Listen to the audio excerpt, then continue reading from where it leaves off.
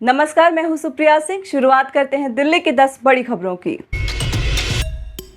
राजधानी दिल्ली में पिछले 24 घंटे में 76,000 से भी ज्यादा टेस्ट करने के बाद सामने आए कोरोना के 36 नए मामले। राहत की बात, एक भी मरीज की नहीं हुई मौत। इस दौरान 52 मरीज संक्रमण से हुए ठीक। अस्पतालों में 251 मरीज और कोविड केयर सेंटर में 7 मरीजों का चल रहा है इलाज। 105 मरीज होम आइसोलेशन में रहकर करा रहे हैं इलाज। राजधानी में अब सक्रिय मरीजों की संख्या घटकर हुई 399। दिल्ली में गणेश चतुर्थी के मौके पर भव्य कार्यक्रम का हुआ आयोजन। सीएम केजरीवाल और उनकी पत्नी सुनीता पूजा कार्यक्रम में हुई शामिल। राजधानी दिल्ली में गणेश चतुर्थी के मौके पर पहली बार किया गया है ऐसा भव्य आयोजन। ऑनलाइन लाइव प्रसारण के दौरान लाखों लोगों ने देखा प्रोग्राम।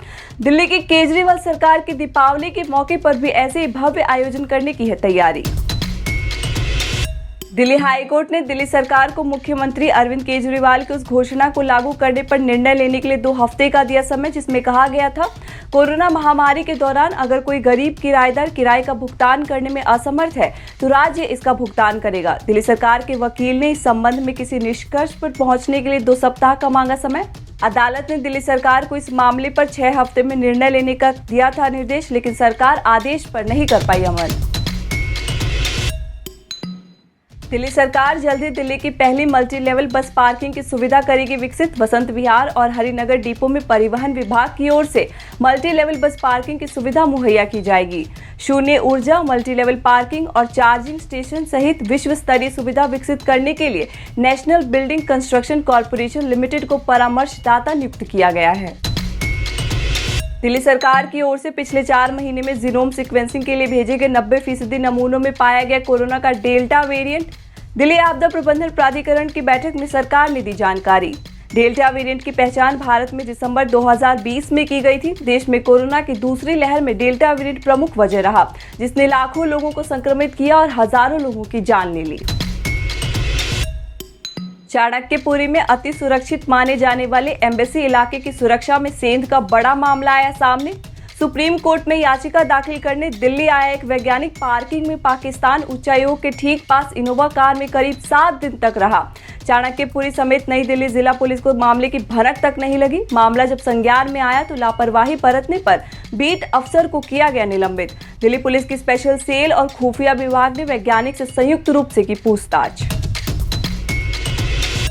दिल्ली मेट्रो की एयरपोर्ट एक्सप्रेस लाइन के विस्तार से मेट्रो को मिलेगी नई रफ्तार। इसका विस्तार द्वारका स्थित एग्जीबिशन कन्वेंशन सेंटर तक किया जा रहा है।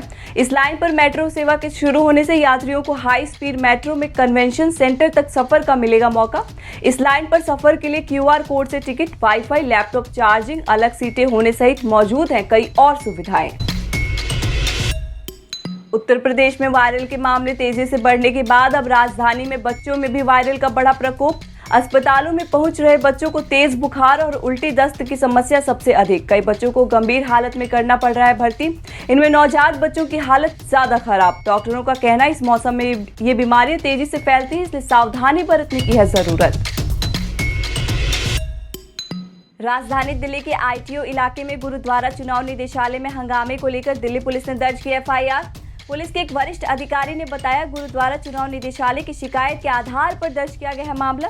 उन्होंने बताया इस मामले में अभी तक कोई गिरफ्तारी नहीं हुई है। गुरुवार को सोशल मीडिया पर वायरल हो रहे एक वीडियो में कुछ लोगों को ITO स्थित गुरुद्वारा चुनाव निदेशालय में नारेबाजी करते हुए देखा जा सकता है।